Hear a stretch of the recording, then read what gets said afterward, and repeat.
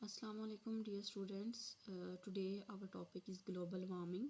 What is global warming? The day to day increase in temperature of earth. जब दिन ब दिन अर्थ का टेम्परेचर बढ़ जाए due to increase in greenhouse effect में इंक्रीज़ की वजह से, तो उसको ग्लोबल वार्मिंग बोलते हैं।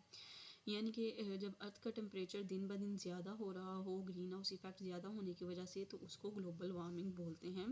ग्रीन हाउस इफेक्ट हम अपने प्रीवियस लेक्चर में डिस्कस कर चुके हैं। ग्रीन हाउस इफेक्ट क्या है, ग्रीन हाउस गैसेस कौन कौन सी हैं और ये इफ़ेक्ट कैसे काज होता है, इसके एडवांटेजेस क्या हैं या इसकी इम्पोर्टेंस क्या है। डिसएडवांटेजेस ऑफ क्लाइमेट चेंज या warnings of global warming. Disturbance in hydrological cycle leads to change in rain patterns और precipitation patterns। ग्लोबल वार्मिंग ज़्यादा होने की वजह से जो हाइड्रोलॉजिकल साइकिल है, ये भी हम अपने प्रीवियस लेक्चर में डिस्कस कर चुके हैं। वाटर साइकिल को हाइड्रोलॉजिकल साइकिल भी बोलते हैं। इसकी वजह से रेन के जो पैटर्न्स हैं वो चेंज हो रहे हैं और प्रेसिपिटेशन पैटर्न्स भी चेंज हो रहे हैं। We are facing threats of unpredictable rain. Global warming की वजह से जो हाइड्रोलॉजिकल साइकिल है वो डिस्टर्ब हो रही है, जिसकी वजह से प्रेसिपिटेशन ज़्यादा हो रही है, इवेपोरेशन ज़्यादा हो रही है। ज़्यादा इवेपोरेशन की वजह से अनप्रिडिक्टेबल रेन होती है, यानी कि जब रेन के कोई चांसेस नहीं होते, बारिश के कोई चांसेस नहीं होते, मतलब बेमौसमी बारिश होती है। Decrease in agriculture production due to unpredictable rain की वजह से हमारे जो ज़रात हैं उसकी प्रोडक्शन में बहुत ज़्यादा कमी आ रही है। ग्लोबल वार्मिंग की वजह से ग्लेशियर्स पिघल रहे हैं, आइस शीट्स पिघल रही हैं, जिसकी वजह से समंदरों का पानी भी बढ़ रहा है। Floods in low lying areas of world. दुनिया के जो लो लाइंग एरियाज़ हैं, यानी कि न्यूयॉर्क, वीनस, मालदीव्स, इन सब में बहुत ही ज़्यादा फ्लड आ रहा है। रिसेंटली लास्ट ईयर पाकिस्तान में भी फ्लड आया हुआ था और ये भी ग्लोबल वार्मिंग की वजह से ही है।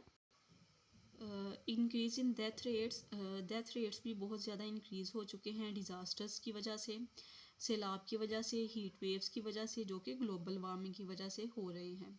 सवेयर वेदर कंडीशंस, बहुत ज़्यादा मौसम के हालात ख़राब हैं और ये ड्राउट्स हैं या साइक्लोन्स हैं और हत्ता के जो अर्थक्वेक्स हैं, यानी कि ज़लज़ले हैं, एवलांक, फ्लड्स, स्टॉर्म्स, वाइल्ड फायर, ये सब के सब जो है ये ग्लोबल वार्मिंग का नतीजा है।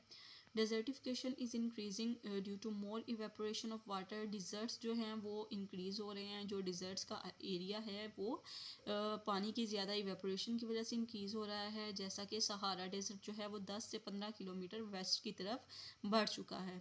बायोडाइवर्सिटी लॉस हो रही है, नेचुरल हैबिटेट्स ख़त्म हो रहे हैं। It has also lead towards energy crisis and water crisis. Global warming की वजह से एनर्जी क्राइसिस और वाटर क्राइसिस भी हम फेस कर रहे हैं। जैसा कि ग्लोबल वार्मिंग के हमने डिसएडवांटेजेस डिस्कस किए हैं, इसके ऑपोजिटली कुछ सनी साइड्स भी हैं ग्लोबल वार्मिंग की, जिनमें ये है कि जो एग्रीकल्चरल एक्टिविटीज़ है वो पोलर रीजन्स में ज़्यादा बेहतर हो सकती हैं। हायर एल्टीट्यूड्स पे, ऊंचाई पे ज़्यादा फॉरेस्ट जो है वो अच्छे से ग्रो कर सकते हैं। एक्सप्लोरेशन एंड हम ज़्यादा से ज़्यादा जो हिडन रिसोर्सेज हैं या लॉक्ड रिसोर्सेज हैं उनको हम एक्सप्लोर कर सकते हैं और एक्सप्लॉयट कर सकते हैं। It will help in trade link and develop sea routes in Arctic regions due to melting of ice. बर्फ़ के पिघलने की वजह से आर्कटिक रीजन्स में ट्रेड लिंक भी डेवलप हो सकते हैं सी रूट्स के ज़रिए।